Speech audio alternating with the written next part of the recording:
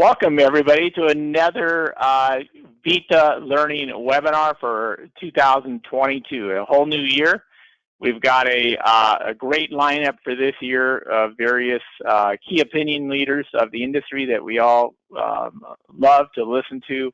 One of them, of course, is Mr. Peter Peasy, who's in his studio in New Jersey, working hard, taking time out to provide us with some great education.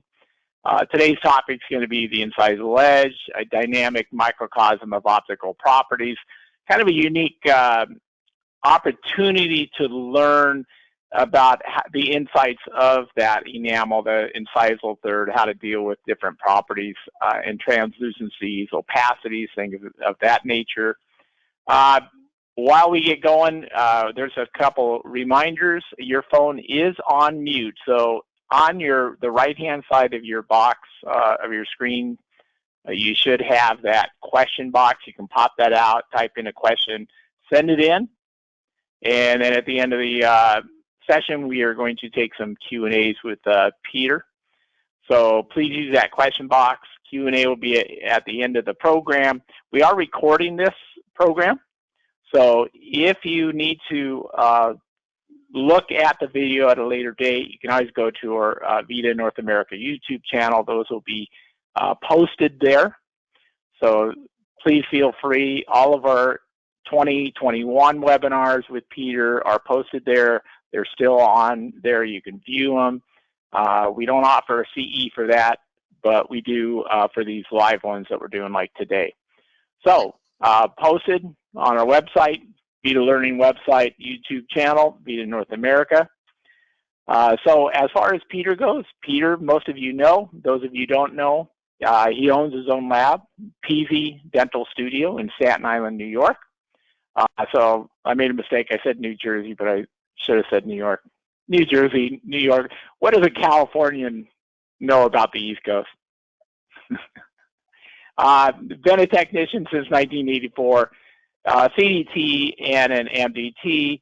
So he's taken the effort to learn, really dive into our industry, into what we practice, and then of course what Peter teaches is great education from that perspective, real life working out of his commercial laboratory, as well as helping other manufacturers, support them with new materials and changing materials as well. He has a personal appreciation and expertise on all phases of traditional and digital dental technology and photography. We're going to try to do a couple photography courses down the road, Peter, which are really great. Those are always well received. Peter's a member of the American Academy of Aesthetic Dentistry, graduate, recognized specialist, and mentor of the Coyce Center for Dental Excellence, co-editor-in-chief of the Inside Dental Technology. So with that said, Peter, did I get that wrong again? Did your title change? Anything I missed? I told you I've been editor for about 2 years now, so you're way behind the times, but that's okay. So now you're not co-editor, but you are the editor? I am the editor for, I think, about 2 years now, if not more. Wow. Sorry about that. But I have to write those editorials every... All right. Well, 2022, a new beginning, right? So let's start this off. Thanks for joining us, Peter. Appreciate it every time you come on and help us educate all of us, including myself. So I appreciate your time and effort on this. Thanks, Jim. You want to share that screen? We are going to go ahead and share your screen. Yep. So the screen is all yours, Peter.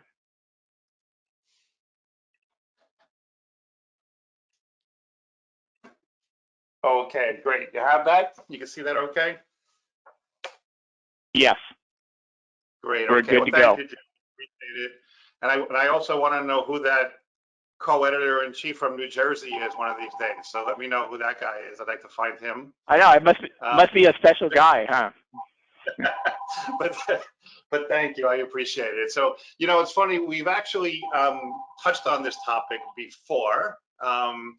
We did 1 or 2 webinars on this last year, and it was interesting. And I wanted to twist it up a little bit based on the fact that we kind of dove into the weeds a little bit on it. So that's probably on the VITA website somewhere. But I wanted to kind of twist it around a little bit. So first off, yes, Jim, I am in New York, not in New Jersey.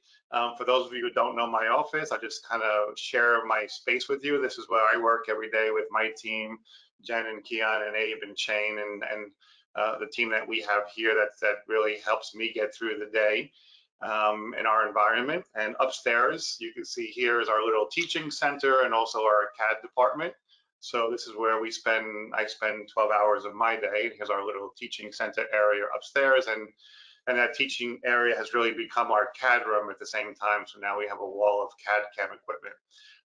To be my normal sarcastic self, I'll remind Jim that yes, now I am the editor-in-chief of Inside Dental Technology. And actually, you know, saying that, I really hope you guys read my editorials. I spend a lot of time trying to write them. Sometimes they're better than others. Sometimes they're just more kind of pertinent to the topic. But yeah, I do try to find good, interesting topics. So this was the last one that came out in the beginning of this year. And I hope you guys get a chance to read through those. I appreciate the feedback that I get on them. So talking about the incisal edge position, I wanted to kind of turn this a little bit more into the aesthetic and functional world of it, and not just the translucencies and opacities. I feel like we've touched on that, although I'll bring that in as we go through this time together today.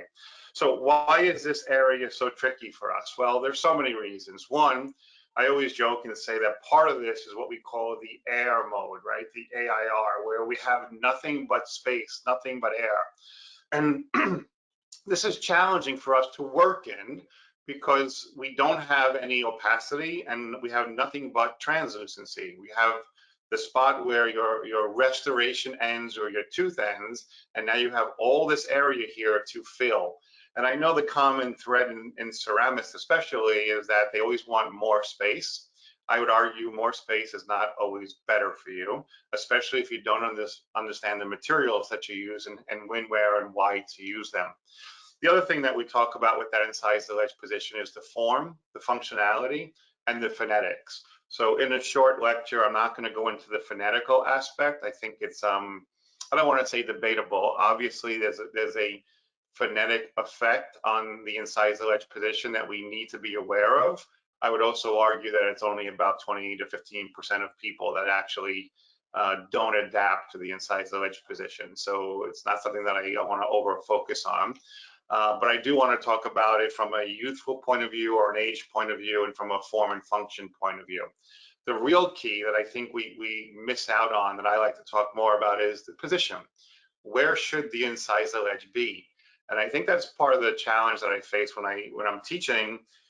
Everybody gets so focused on sometimes the little nitty gritty of how much translucency and how much effect and how many mamelons that we miss some of the basics. And the basics are, where does the incisal edge belong in a face? And for me, I treat this the way I treat almost every case, is I pretend there are no teeth in the mouth, and I'm going to be doing a denture setup, and the goal is, where do the teeth belong? So most of you who have seen me speak or are familiar with my teaching style know that I use the phrase face white pink quite often, which I stole from the Koi Center.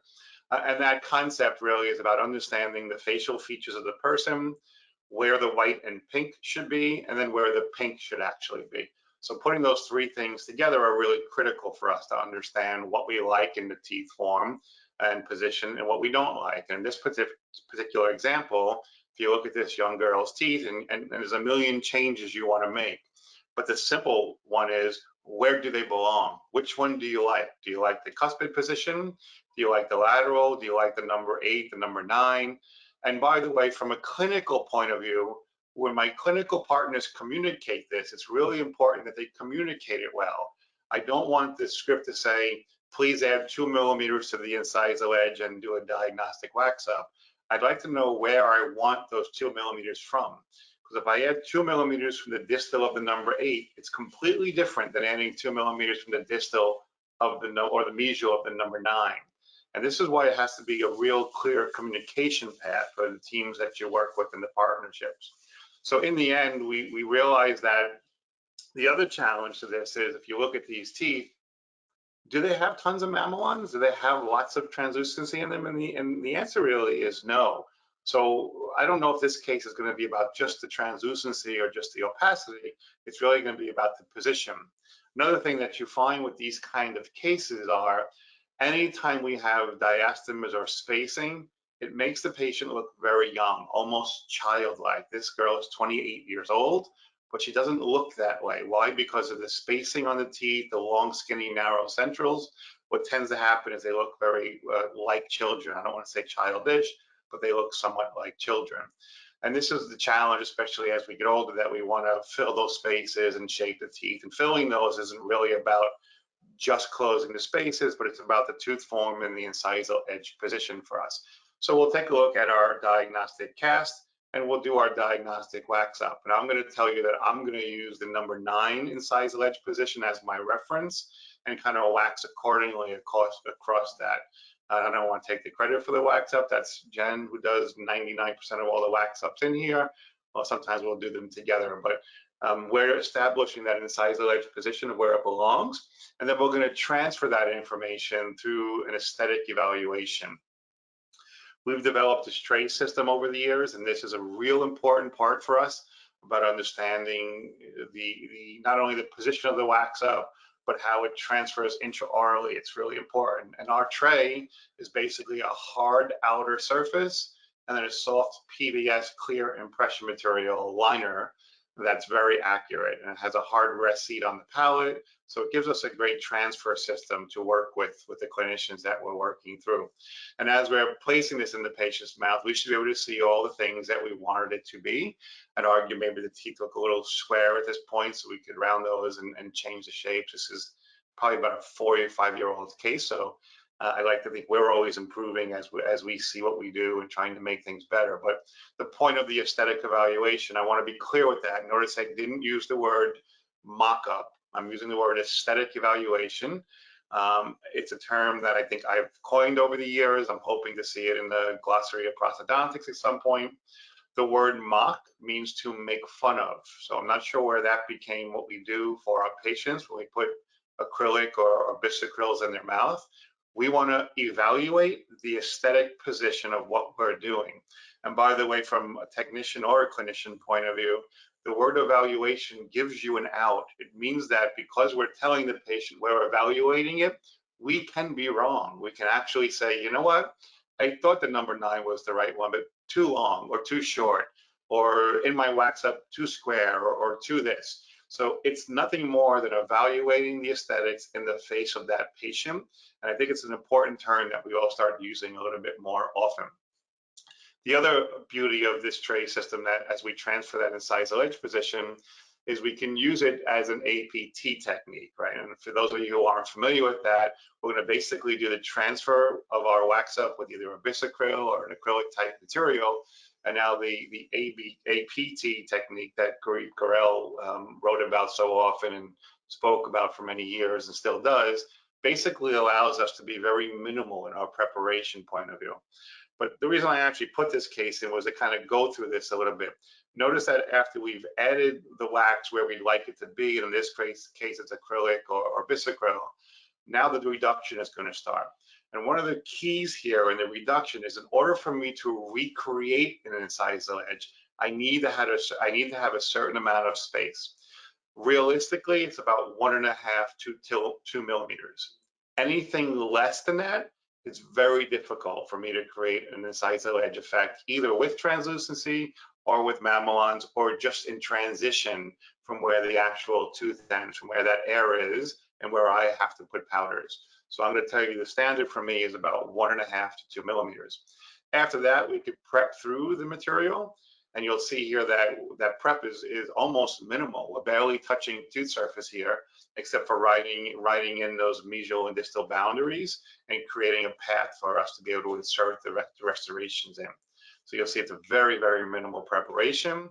And that's really what we want, especially on a young patient. We don't want to destroy the teeth, but I do need to have a certain amount of space in the incisal edge for me to develop what I want. Now, this is slightly controversial, and I only say that because I've seen many people teach that 1 millimeter is acceptable and 2 millimeters can be too much. And I would make the argument that 1 millimeter only works if you're not changing any of the actual effects of the tooth. If, in other words, if you're just taking off a layer of enamel and then putting that 1 millimeter as part of your halo, you could probably make it work. But if I'm changing effect, I'm changing translucency, opacity, mammaligne, or even position, I need to have at least 2 millimeters for me to be able to do that. So I try to level it off and say 1.5 to 2. 1 is really difficult to really work, and that's important for you to be able to communicate that with your clinical partner. The other point of this is in the incisal edge position is how your doctors finish their preparations. And this is what I'd like you to notice is notice as we come up this axial wall and we're making that turn, I really want to finish this off basically in a flat shoulder with a rounded edge going back onto the axial wall. I see a lot of the clinicians today either angling this, leaving too much of a sharp point here, not making enough reduction here, or wrapping their lingual finish line too far to the gingival area. I don't want that to be the case at all. And if that's the situation where you have decay or wear fatigue in this area, this just might not be a veneer case. You're gonna have to really evaluate the functional flexibility of the tooth and think that maybe not every case is ideal for veneers and we might wanna go full coverage. The other importance of this is optically. So when we have this rounded edge and this flatter shoulder here, it allows me to put materials here to get more of a reflectance from my prep that's underneath it. If I have a sharp edge, I don't really have the same light reflectance operability. So this way it allows me to bring my materials, and those are going to be opacious dentins, effect chromas, mammaligne type materials that are fluorescent and highly reflective to do what I want them to do with light. So try to avoid these, try to help your clinician partners understand the importance of this, and then we'll finally prep these teeth. Also, I want you to notice that because the number 9 was our reference, I'm going to use that reference as where I want my incisal edge to be. So the reduction is less on the number 8. It might have been more on the 7, maybe less on the number 10, because this now becomes my reference, and I will bring the teeth across the arch with the same horizontal plane that I wanted to create on it. Obviously, during this point, during the preparation, is usually the prep and temp day, and that's when we take some prep shade photos to understand the coloration. And we have a whole photo system that we'll address more in the photographic webinars that Jim's going to set up. And Jim, I'll just throw out now that you gave me a bunch of topics to look at for this year, and I appreciate that, and we'll tweak them and I'll add to them. But also for the people who are in the audience today, the 200 people that are there, however many, we like your opinion. So if there's any topics that you want to hear, that you think that I rushed through or I don't address because of the short window that we have, email me, email Jim, and we'll try to incorporate that this year. I know function was one. I know talking about internal fluorescence was another, photography. And what I would also like to do this year, and Jim, I threw this at you before, but I'll throw it out to our audience, is being that I'm doing these once a month, I'm going to pick 1 or 2 of the clinicians that I work with, and I'd like to bring them with me every 2 or 3 months and actually do this as a team and maybe work our way through a case together and show how we talked about it and how we communicated about it. I think that's a really valuable lesson, because I could tell you that I can't do what I do without my clinician partners, and I'd like to think that they can't do what they do without me as their partner, and I think that's kind of the goal. So I have plans on 1 or at least 2 or 3 of these this year being these team-oriented 1-hour programs. Okay, so you get the concept that we're taking our shades. I'm not going to spend too much time going through there, but you also could see that these were extremely, extremely thin, minimally invasive veneers. So you're talking about 2/3 facial, which is okay because I didn't really have to change much of the incisal edge effect, and then a little wrap around to widen the teeth and get what I needed to make the shape and form that we're looking for with these teeth. Okay, so before, after, and you get the basic idea. I think this is kind of what we're establishing is where is the incisal edge position in her face, which one looks right. And I always say that when you look at these cases, what doesn't really lie to us is the eyes. I mean, that's the same person. She's still 28 years old, and she's, 3 months later, how much different she looks and feels. basically with no real changes except how she feels and how we've changed her incisal edge position in some of the spaces. So position to me is really critical. The other thing that's important here is functionally, and I won't go too far into this because we'll cover this more in a functional lecture, but that incisal edge position is also about the envelope and where the teeth belong. And I wanted to kind of touch on this. I'm not sure how many people are comfortable with this topic, but it's something we used to talk about so much more, especially in the MDT program. And today with all my functional attributes really work more about the envelope than we actually talk about guidance and bilateral balance, even though those are still important aspects. What you'll notice here is when you look at the angulation of the central, it's really dependent on the root, and that has a lot to do with the facial anatomy and where the patient's teeth form. And you'll see that sometimes when the root is out a little bit further and the teeth have these lingually inclined positions, or when the tooth is somewhat ideal position and you can get the facial concept of where the incisal edge finishes, or when the tooth is flared out and then incisal edge comes a little bit further away. So when I mentioned the envelope, and it's called Porcelains envelope, what it really is talking about is the lower incisal edge in relationship to how it lands behind these teeth. And remember, if we've ground away 2 millimeters of tooth structure and now just incorporated feldspathic ceramic or lithium disilicate or even zirconia, I want to understand how my lower incisal edge is going to interact with that tooth. So for me, a lot of this incisal edge position has a lot more to do with the lower position of the incisal edge that allows me to build the angulations, the effects, and the translucencies that I'm looking for. So it kind of works this way. The lower incisal edge kind of comes up here, and it depends on where it's connecting. Obviously, if it's a class 2, div 2 situation, you're going to get an incisal edge that's much more to the lingual and much further back, but it's not always that way. Sometimes you have class 3 or even in class 1s where you have a much tighter incisal edge position. So I don't want to go too far into that today, but I want you to understand that part of my process in developing the incisal edge position after the aesthetic parameters will be its functional parameters. Also, I mentioned before that sometimes when we look at the incisal edges, it's not always about how much translucency or how many effects or mamelons we have, but it is about their position and it is about what's age appropriate. So the first patient I just showed you looked very young because the teeth were spaced and very long and straight, honestly. Well, it's a very similar scenario here. This is a 26-year-old patient. This case is probably, I think, about 4 years old also, if I'm not mistaken. And you can see, if you look at the teeth, they're beautiful teeth, right? This is after years of ortho and all the details that they've gone to. But really, what's the problem with these teeth? Well, you see some wear and chipping on the number 8, but you also see some spacing. And I would argue from a width to length ratio, these teeth are very long and skinny. That's not necessarily a problem, except when you look at them intraorally, and more importantly, when you look at them in the patient's face. Again, the face now looks very young because of the long, skinny nature of the teeth, and that's not what this young lady felt comfortable with. So we wanted to fix that without having to do much damage to those beautiful teeth that she had, and we fixed this process by making some window veneers. These were just feldspathic. And I did this on a refractory cast, which is what I normally do most of my veneers on today. Although I do press some, I think I do also mill some, for those of you who are familiar with other lectures that I've done.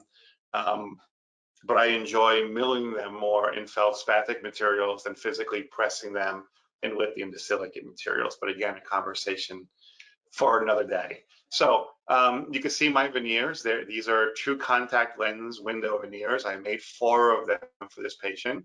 So I'm widening out the distals of the centrals and widening out the mesials of the laterals. And we're not going to disturb her natural teeth. They're beautiful teeth, so I don't want to change anything on that. What you should also notice is that I've extended the incisal edge position of the number 8 a little tiny bit. And in the end, we'll shorten the incisal edge position of the number 9 to get the length that we really like them to be. So it's just a minimal enamelplasty for that incisal edge position. I had the luxury of the patient actually coming here, and I put a little Vaseline and just tried 2 of them in to see if I was getting the look that I wanted. And then when it was done, She went to our clinical partner. In this case, this was Dr. Bernadette Sava here on Staten Island with me, or New Jersey if you're Jim. And we actually bonded those in, and then we have the doctor polish those marginal finish lines away. So in the end, same patient, just a few months later, same age, but it's nice to be able to see them feeling like the adult they are rather than have that child smile or they have the spaces. And again, no touching the teeth at all, besides for a slight enamelplasty on the incisal edge of number 9. And the beauty of these is, I think it's 4, maybe even 5 years later. And if she ever breaks or chip one, we could just bond a new one on in place, right? So it's kind of really true minimally invasive dentistry. Also, she didn't have tons of translucency, so it made it a lot easier to do that, to do the add-on. But I also want to stress that as we work our way through our cases, rule number 1 is simple. Where do the teeth belong? So when you look at this patient, you say, well, he shows a lot of lower. I want to drop the incisal edge down. Can I do that? Should I do that? Is there a functional concern? And I'm not going to address the functionality of it until I decide where I think the teeth belong in his face. I think we'd all agree that we'd want to make the teeth longer in his face. But also, as you're looking at his face, are you thinking mamelons and tons of translucency, or are you thinking more of a rugged tooth? I don't want a round tooth here. I want maybe a more masculine tooth. I want something that looks somewhat age appropriate, but a younger and healthier tooth for our patient. So you can see the previous restorations that he had were somewhat subpar. Obviously, they were a little short, and the whole occlusal plane needed to be adjusted. And again, I don't want to turn this into occlusion now, but you can see all the flaws that are here and all the things that we're going to need to address. But I'm not worrying about those at this moment. I'm only thinking about where does the incisal edge belong for this particular patient. So in the end, he was a full mouth rehab. This is a metal ceramic case and probably a good 8 years old, I think, maybe if not more.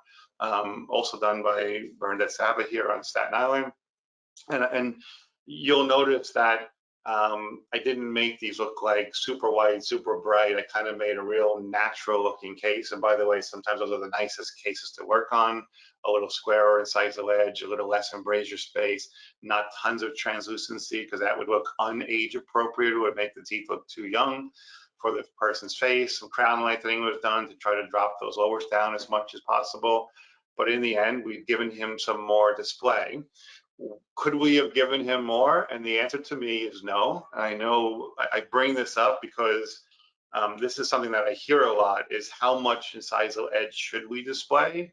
And it's kind of ironic that some people just structurally will show more lower, partly through age, but partly through their anatomy.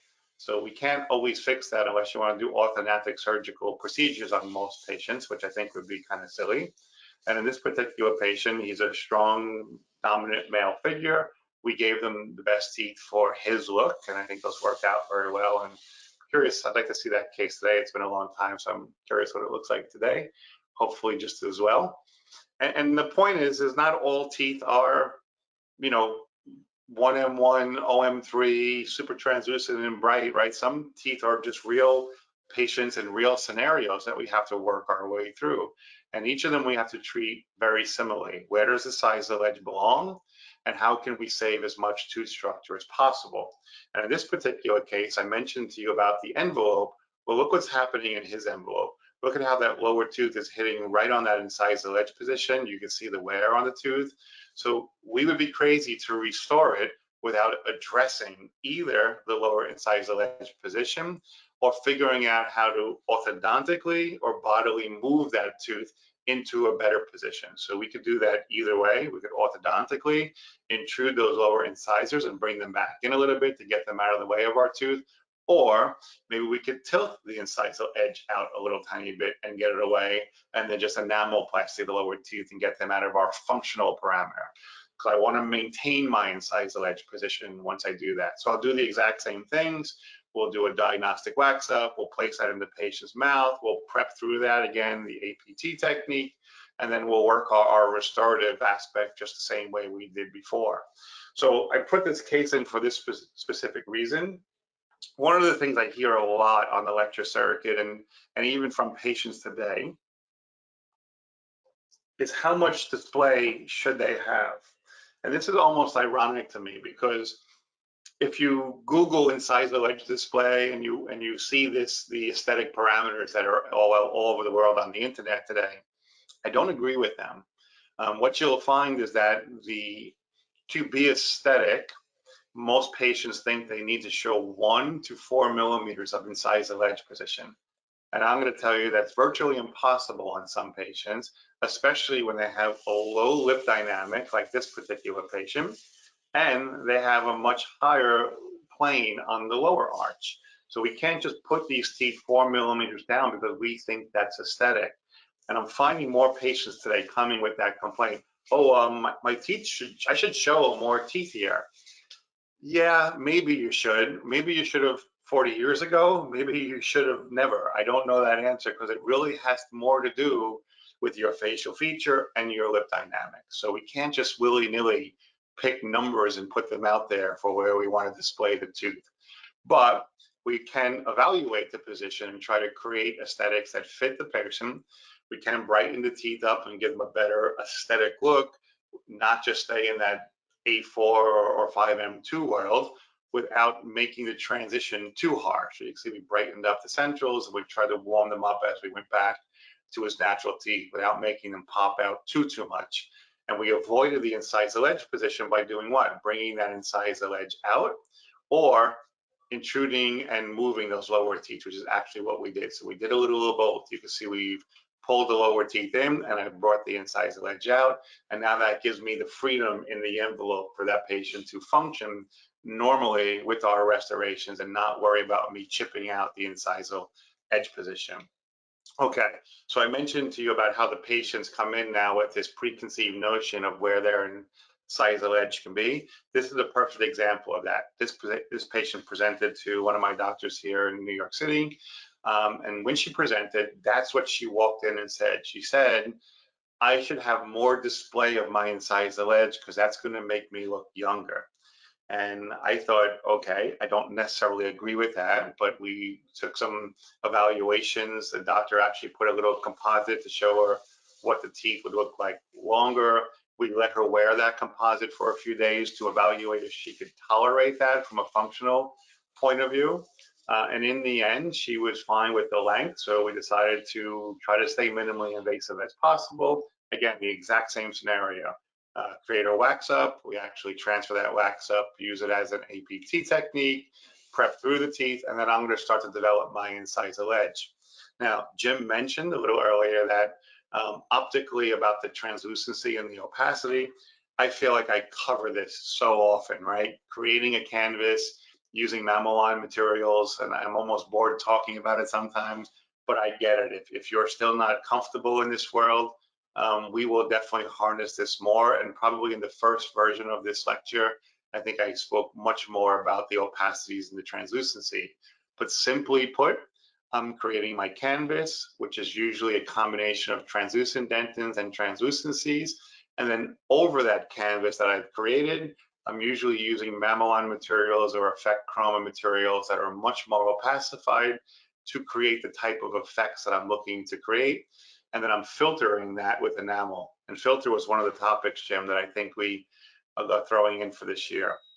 So now I'm filtering that whole entire restoration with my enamel. And yes, I call it a filter because that's what your enamels are.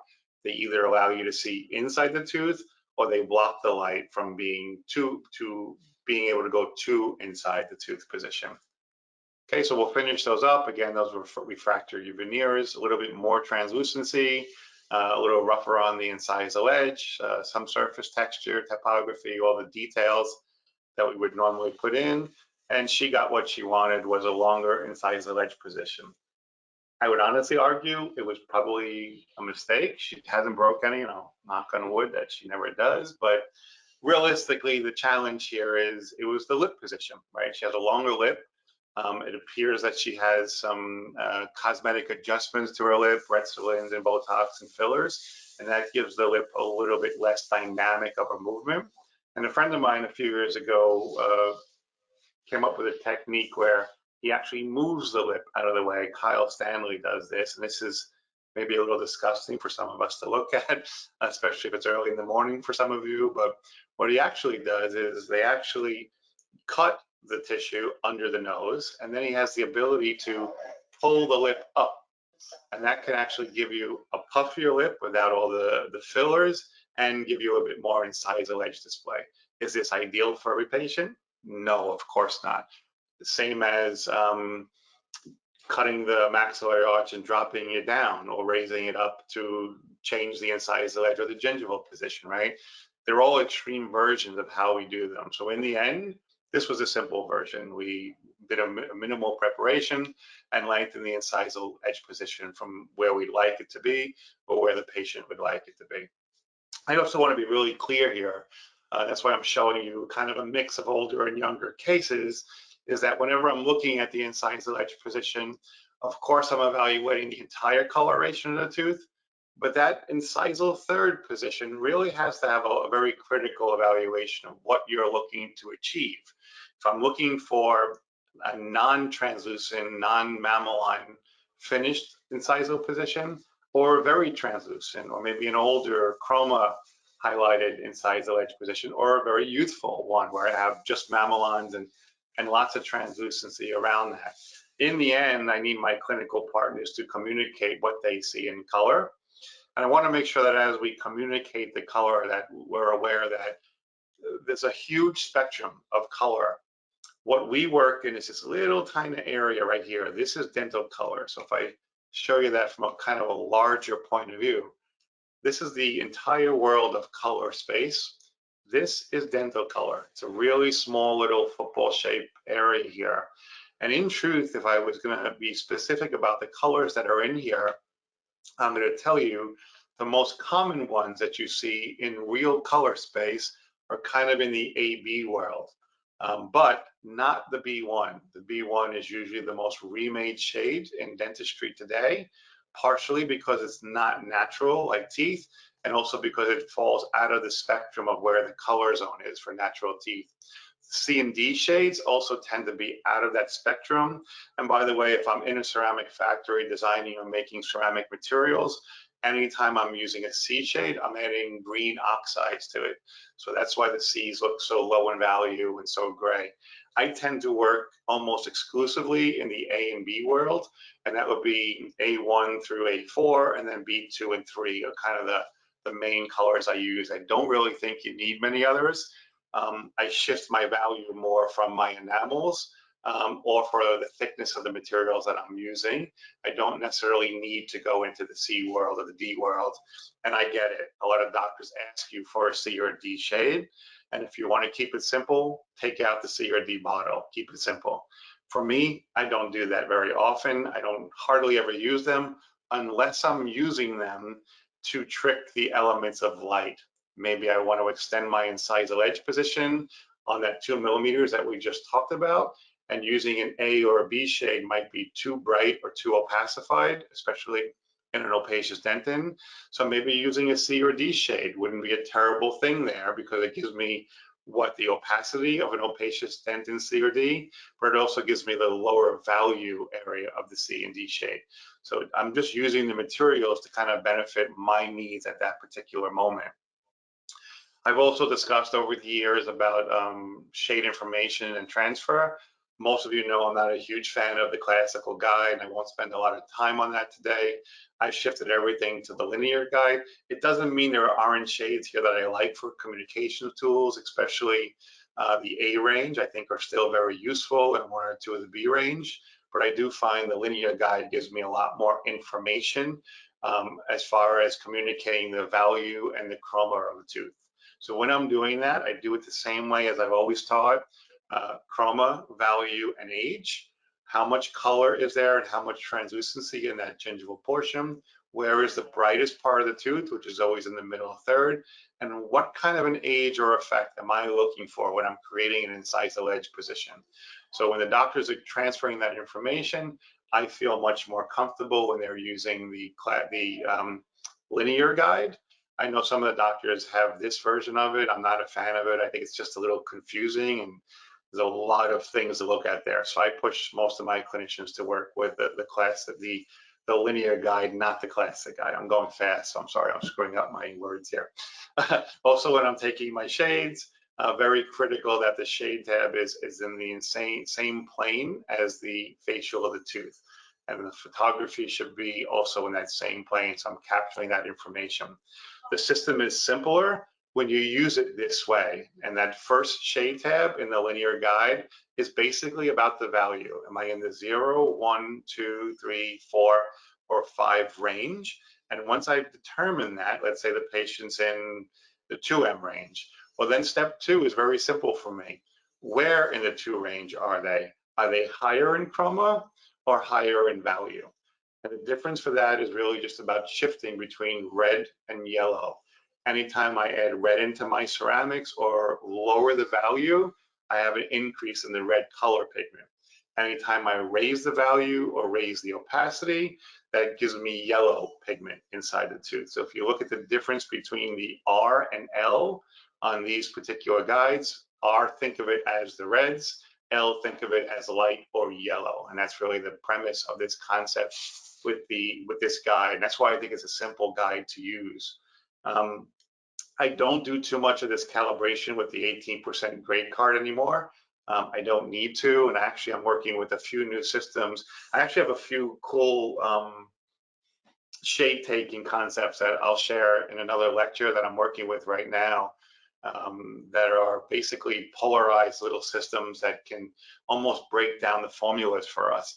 And it's really something that I've been kind of working with behind the scenes for the last few months. I'm not great with it yet, so it's still developing, but it's coming along, and I think you guys are going to be impressed when you see what this can actually do. So step 1, I'm basically taking the value of the tooth. Step 2, I'm taking the chroma aspect. Is it more in the yellow family or more in the red family? Or if it's in the bleach family, it's kind of just more in the white yellow family in general, not much red influence in the bleachy shades.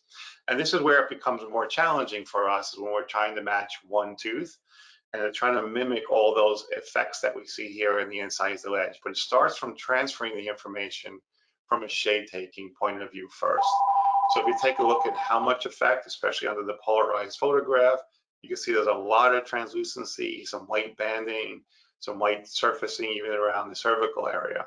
And my job will be to match that as best I can. I only did this in one shot, unfortunately. It wasn't one of my favorite single centrals, but I put it in here to actually show you the flaws with it, because although I got most of the characters of this single central, this is the provisional, and here's my final single central. Although I got most of the characters of it, you'll notice a few things that were off. One, I could have had a little bit more translucency in this area. Shape and form is not too bad, but here's the biggest problem.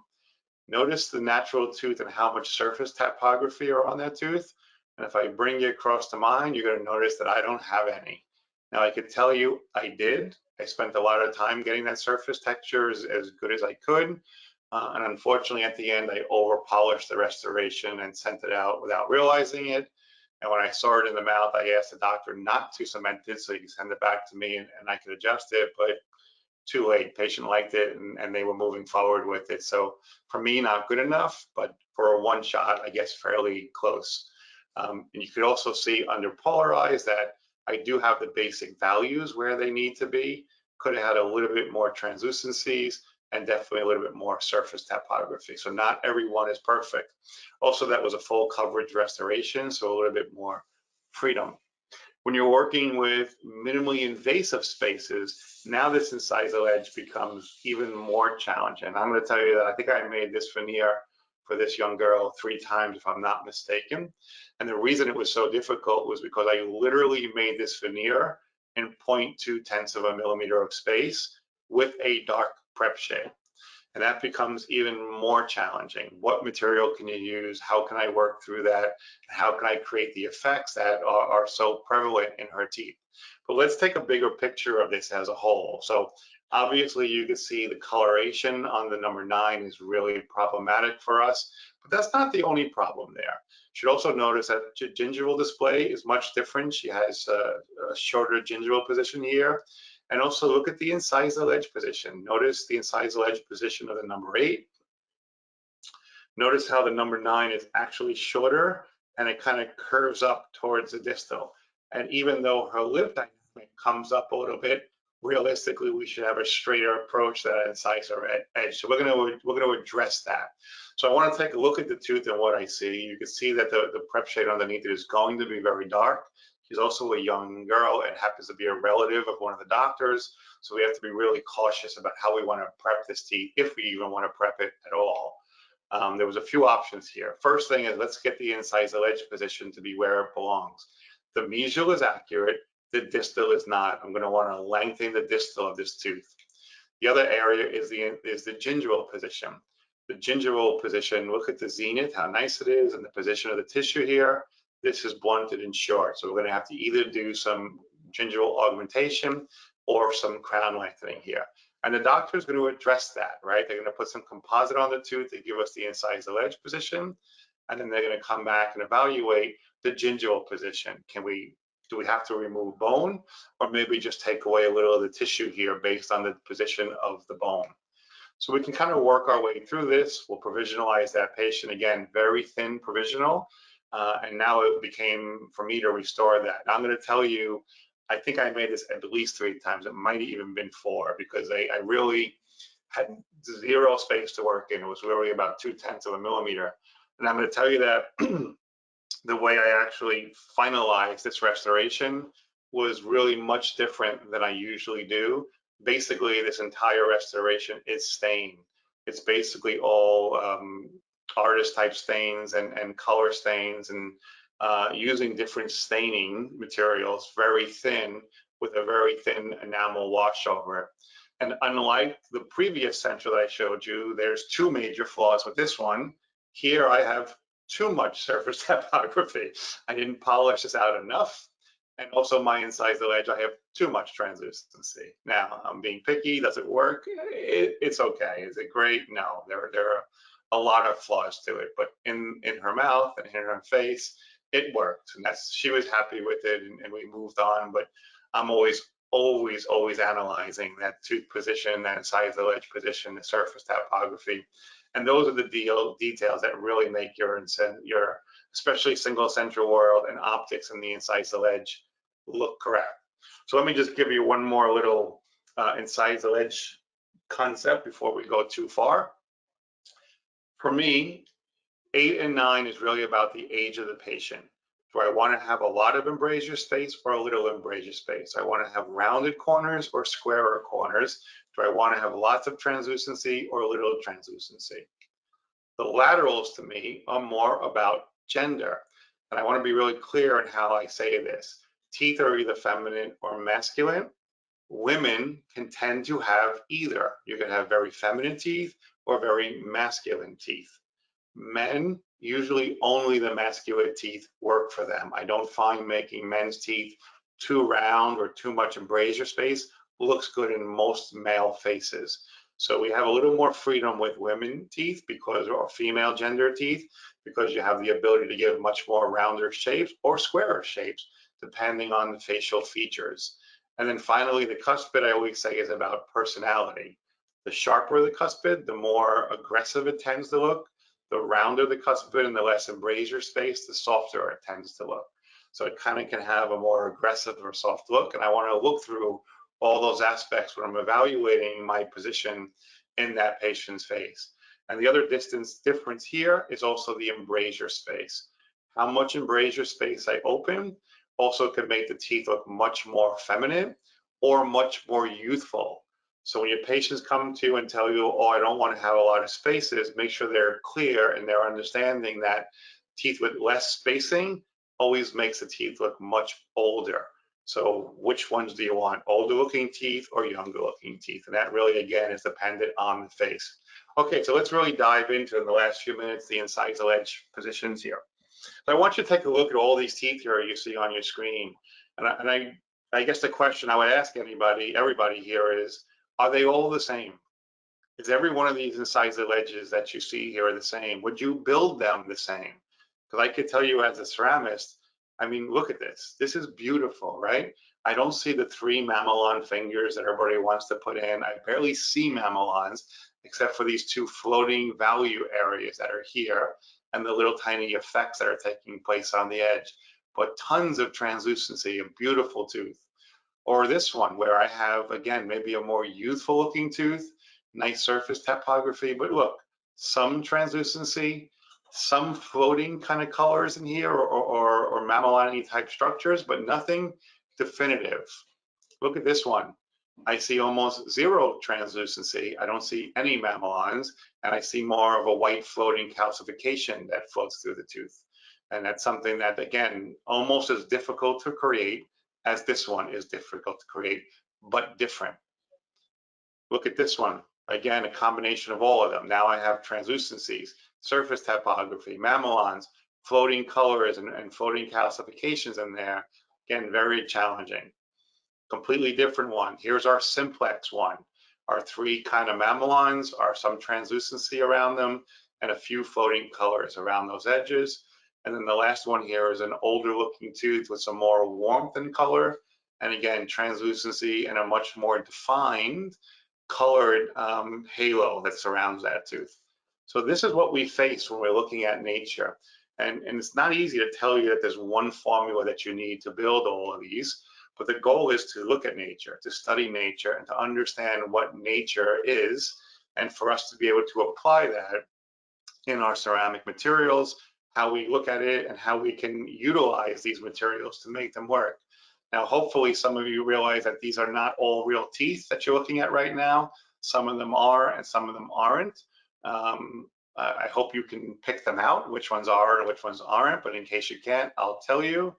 This is a real tooth, fake tooth, real tooth, fake tooth, and fake tooth, right? So each of them have their different scenarios that I have to learn to build around.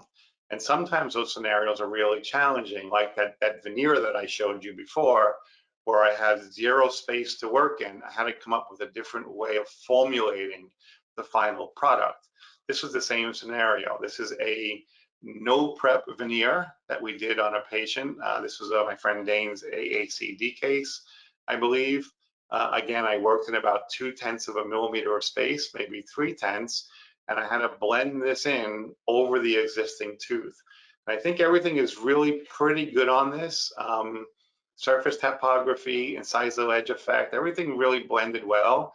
My chief complaint here for me personally is my luster was a little bit high. I should have actually polished that a little tiny bit better. Sometimes you can't really catch that until it's intraoral and depending on the saliva in the mouth. But again, I see that. I think I could have polished that down just a tiny bit better. Would have made that blend a lot better. Let's take another one. This is actually a full coverage lithium disilicate restoration. And the challenge to this one was I wasn't matching it to natural teeth. I was matching it to another restoration. And that's even harder because now I have to figure out what somebody else did with the material, the mammillons, how much translucency, how many times they fired it. So it becomes much more of a challenge for us. I think it's pretty close and it worked out fairly well. But again, when you're matching somebody else's teeth, much more challenging. And then this one here, look at the incisal edges of these two teeth. Would you say that they're both the same? I mean, this is different in a rounder corner. The color is a little bit more to the center. Maybe the corner is a little squarer here. But the light reflection, look at the peak of the light here and the peak of the light here. That's why it blends and harmonizes. Look at the coloration of the light here and the coloration of the light here. They're reflecting similar. So even though those two centrals are not exactly the same, they appear similar in nature because of the optics and the reflective ability of them.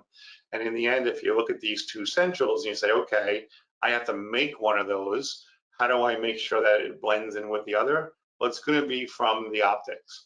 And in this particular case, I made the number 8. So you can see here, this is the actual restoration. And this is me trying the restoration in. And I think this one kind of has a little bit of the best of both worlds. I had very minimal space to work in. So I treated this with a white ST zirconia material with a lingual wall. You'll also notice that I have a little bit of height of contour in my zirconia.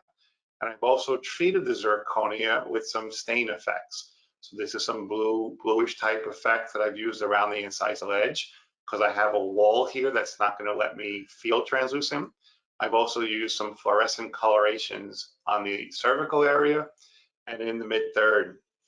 One of the lectures I was working on for Chicago, I don't know what's going to happen there now, but was actually really diving into the fluorescent nature. So I have a lot of cool photographs and a few experimental things that I think you guys will get to see, hopefully in Chicago, or if not, the next event that I'll be at, or maybe on a webinar down the road.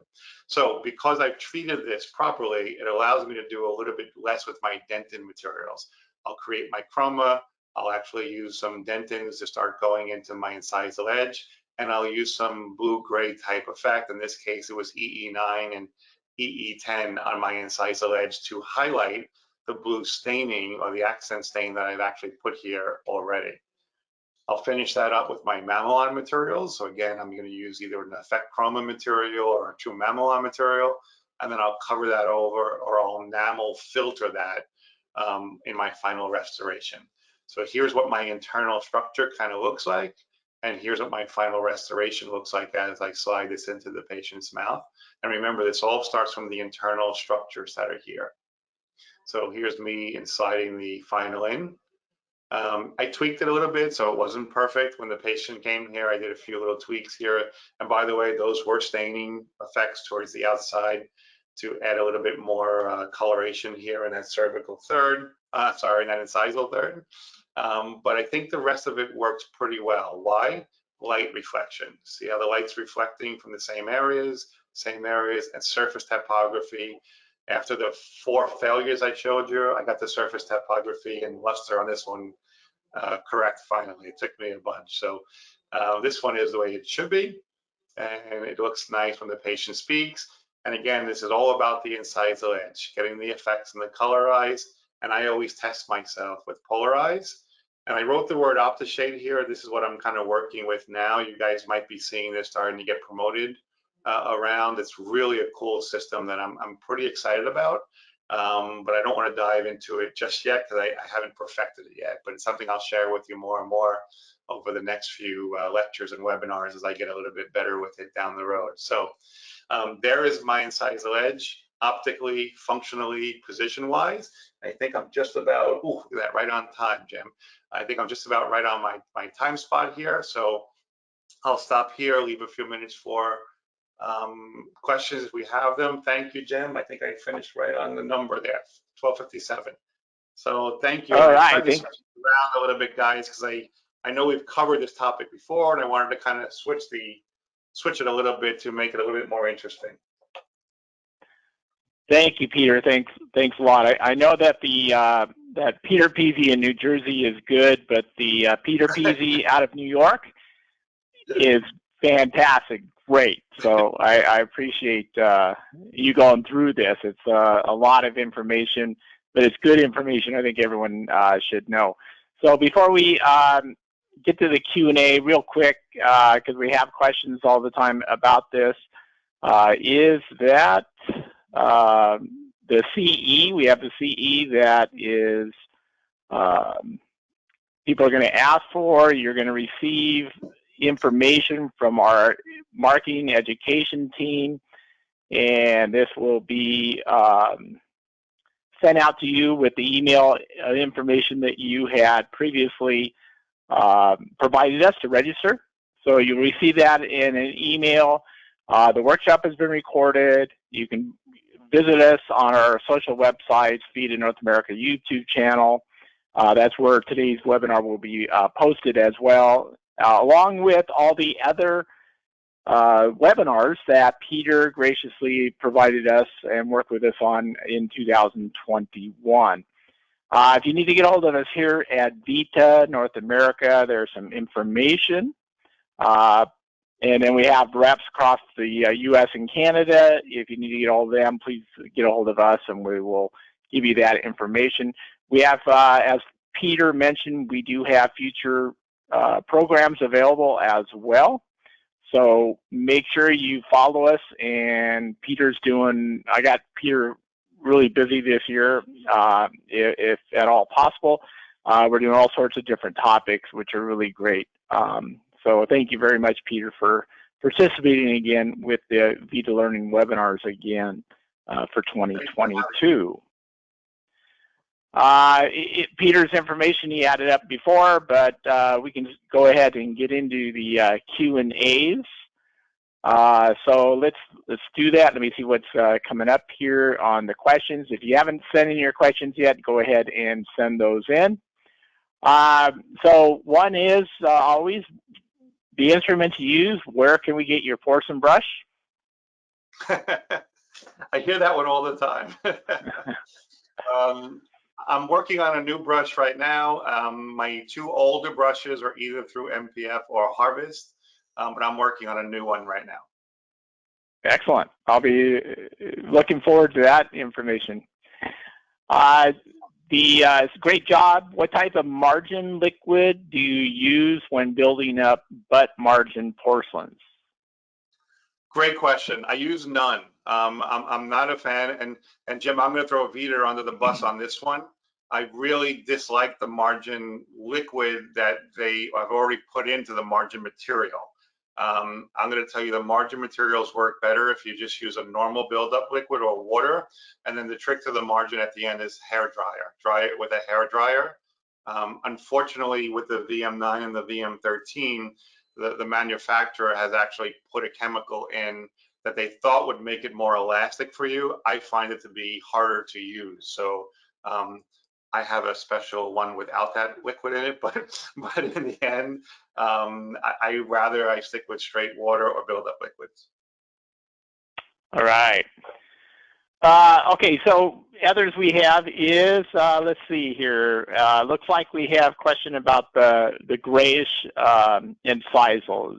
Do you ever mix a glass stain, so a effect stain, I guess, into the clear material when you build up? I think you mentioned maybe you use stains and then on top of that you did a wash. Yeah, enamel or enamel wash. I think it's twofold, right? I think I have to define that question a little bit for you, so forgive me. If I'm using a zirconia lingual, where I have a full lingual incisal edge zirconia, then I'm almost 99% of the time I'm going to go straight to a stain, a blue-gray stain, and I'm going to apply that around that incisal edge position before I build the case, and then I will build it very normally after that, and that's just using EE9, EE10, or whatever blue-gray you're using. If I have very little space to work in, kind of like with those veneers, where I need to get some immediate amounts of translucency, would I consider putting a little blue-gray stain into my enamel? Yes, 100% I would. I don't really need to do that very often because, I mean, depending on what kit you have, again, if I'm working with 13 or 9, I have EE9 and EE10, and EE10 is almost like blue glass. I mean, it's really a heavy bluish color. And if I really wanted it to be more translucent, putting a stain into it doesn't make it more translucent. What makes it more translucent is me mixing more translucent clear material into it, or putting a little bit of a correction material into it to lower the firing parameters. So what happens is if I put a dot of lower fusing ceramic into that material, when I fire it, I'm over firing it. And now that it's over fired, it's more translucent than it was before. Interesting. We always get this question as well. What refractory dye material do you use? So if you want to elaborate on that. Yeah, so I was a GC refractory material forever. And I almost regret it right now because they canceled that material, didn't tell us, and put us in a bind. I had tested other materials years ago, and I'm not sure why I stuck with the GC. Right now, I'm working with 2 different ones, and I'm loving both of them. I'm not sure which one I like better. I'm using the Noritake material, which is really, really nice, very powdery, and another one from a company called Shera, which I'm not sure if it's available here in the States yet, but both of them are really, really, yeah. And I got to be honest with you, both of them are wonderful at this point. And by the way, I'm almost annoyed because both of them were nicer than the GC. And I'm like, I've stuck faithful to that GC for so long, and I'm angry I did because these are way nicer. Wow. All right, good to hear. More options are coming out for us for refractory, because it's obviously, it's for many of us, it's a lost, one, it's a lost art for the industry, but two, the shift in the market removes products that we really love, and unfortunately, and then we have to find new ones. So it's good information, Peter. And they don't tell us, by the way. They just discontinued it and didn't tell us, which was really. But here's the other thing, Jim, that I'll throw in there. And I think you've heard me say this before. One of my favorite materials these days for veneers is Mark II. And Mark II is a milled feldspathic ceramic that I have 2 cases upstairs right now. Jen's milling that, we're milling out. And I have the ability to now mill this out in basically a transparent-ish dentin material. And then I could either utilize it with stain if it's very thin space to work in, or I can cut it back and layer right on top of it. And I have to say, we're still doing a lot of refractory, but maybe 20% of those cases now have shifted to straight to mill and allowing me to build up right on them. Yeah, that brings up another subject, of course, is milling materials that a few years back we as laboratory technicians, we never had access to. But now that we're milling more glass materials, there's many options now to create like a laminate veneer. So thanks for mentioning that, Peter. Another question is, go ahead. Sorry. We just have to change the name. It should be called Evolve. That's the new material, Evolve. All right, well, I think we'll use that. I think that's good. Evolve 2. No 2, no, leave the 2 out. I hear you. So, any limitations for a diastemus? Is there any limitations or to close it, or do you use it, or is it dictated by your aesthetic evaluation? How do you determine what you can do, what you can't do? Yeah, I mean, look, we could do anything we want, I think. The challenge is should it be done orthodontically first? That's really the kind of the protocol. If it can't be done orthodontically, then the next challenge becomes preparation design, right? Now the preps have to be cut back more to the lingual, more subgingival to be able to emerge what we want to emerge from. And then the third part of that would be the material selection. So this is a perfect example, Jim, where I wouldn't use our new Evolve material or Mark II material. Why? Because if I have a lot of space to fill, it may not have the opacity I need to do that. And I'm going to want something to either go feldspathic or maybe a different option. And my knowledge of what to put there, or your knowledge as technicians and clinicians, is going to be the key. How much opacity do I need? How much fluorescence do I need? And how do I transition from that opacity to the tooth and not have a line of demarcation? And that's really all about the layering aspect. And honestly, I think I'm going to say that's what separates the technicians from the technicians, right? Being able to utilize your materials and know what to do. And that's where your value is. If you could really look at those cases and say, yeah, I could do this way. And by the way, if the diastemer is small and I have, a millimeter to close and I'm only cheating a .5 millimeter each tooth, I can Mark II evolve it easily, right? It really depends on the space that I have. All right. And then you had mentioned a green oxide for a CD shade. Mm-hmm. Can you elaborate any more on what that material would be, or how you create that greenish effect? Or no. So maybe you're misunderstanding. First off, whenever you're fabricating ceramics in a factory, there are oxides. There are metal oxides that go in for color, and they're all the colors: green, black, blue, yellow, every color that you can imagine. There are different oxides to add color to the ceramics. I find it ironic that some of the colors we're adding in ceramics are black, green, maybe sometimes like a rusty color. And it's always ironic to me that those are colors that are put in, but realistically, they're put in more in the C and D shades. And the point that I was really trying to make is Why do C and D shades never really look good in the person's face? Same reason that a B1 doesn't always look good in a person's face. It's not a natural color for us. We don't fall into the color scheme. So I don't really like to use those shades very often. Again, I only use them as cheating methods. I only use them if I have to do something to trick light. I don't use them as a real color shade, because I'm going to tell you, those colors do not exist in nature. They don't work well in a natural point of view, and they really very rarely work well in the patient's face.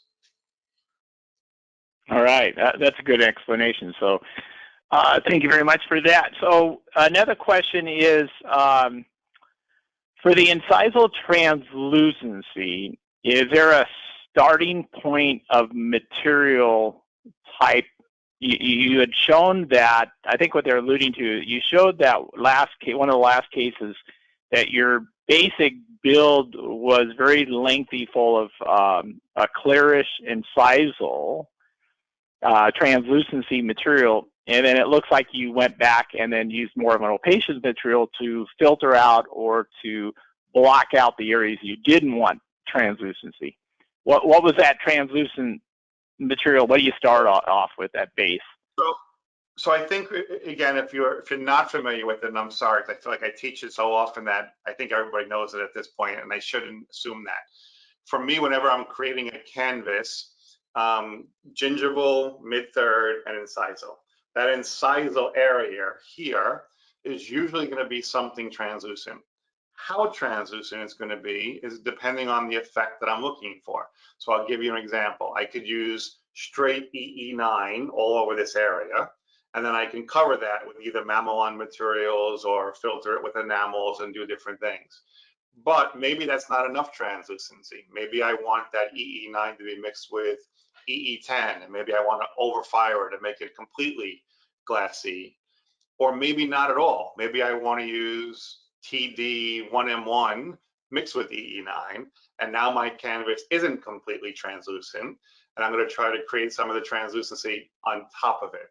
So I don't mean to be giving you a vague answer. I think the answer that I want you to understand is there's not one way, and that's why I showed all those incisal edges on those cases at the end, right? Because to get each effect, I have to be able to think why, where, and what material do I use in that limited space. Limited space meaning the lingual, the facial, what do I want there to make the effects that I have to achieve?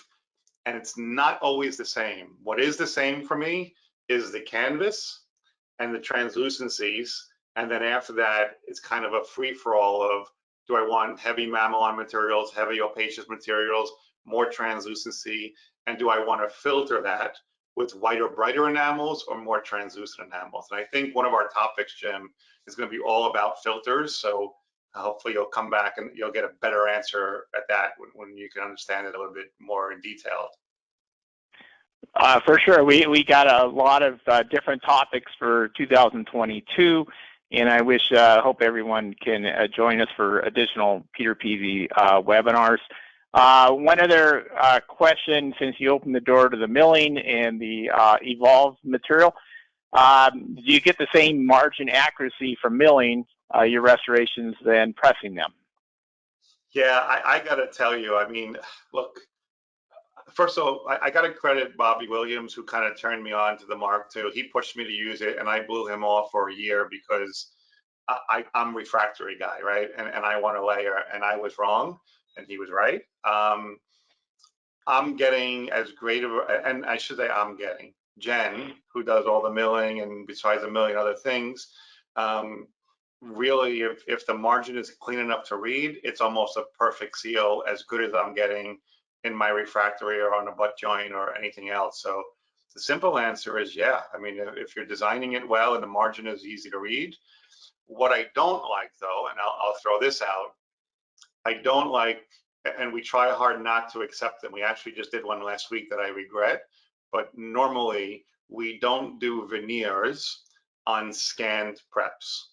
And there's a whole nother science and problem there about margin position, interproximal shoulder depth, the scanning is very, very difficult, especially in minimally invasive veneers. You almost need to over prep the tooth and get a different angulation on the marginal finish line. So I think the simple answer to your question is we can mill it, build it, or press it and get perfect margins all the time.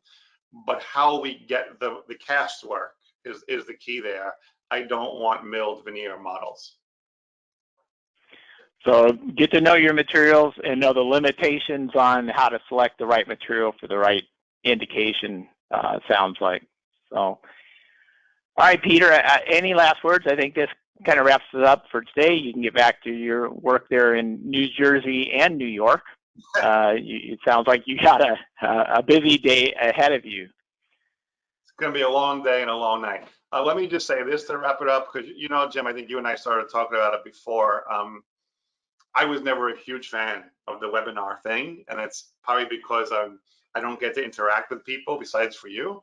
But the one thing that keeps me going, especially the last month or so, I can't tell you 5 or 6 people that I could think of off the top of my head, my friend in Florida and somebody in Texas and somebody else, the calls and the words at how they find these monthly sessions inspiring them and getting them through. And honestly, that's why it keeps making me want to do them, because realistically, for those of you who know me, I want my coffee. I want to be walking around a room and looking at everybody and seeing you face to face. But I get it. For some of us, it's kind of got us through this last year or two, and maybe it'll get us through some of this year too. But I look forward to the live events too, coming back as soon as we can. So thank you guys all for the nice words and comments. It means a lot hearing what everybody felt, and, you know, people saying how I got them through, and each month they look forward to it, and it really means a lot to me. So thank you very much.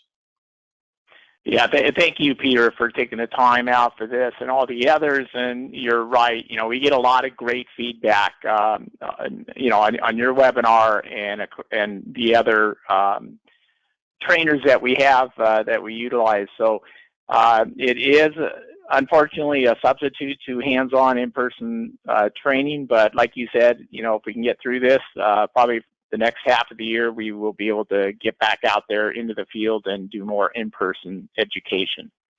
But right now, thank you very much, Peter. And I appreciate everyone joining us for today's session. It's been really good, great information. I hope to see everyone again at a future webinar date. Thank you again for joining us on another VITA Learning webinar. This will conclude today's webinar. Yes, thank you. Take care. Thanks, Peter.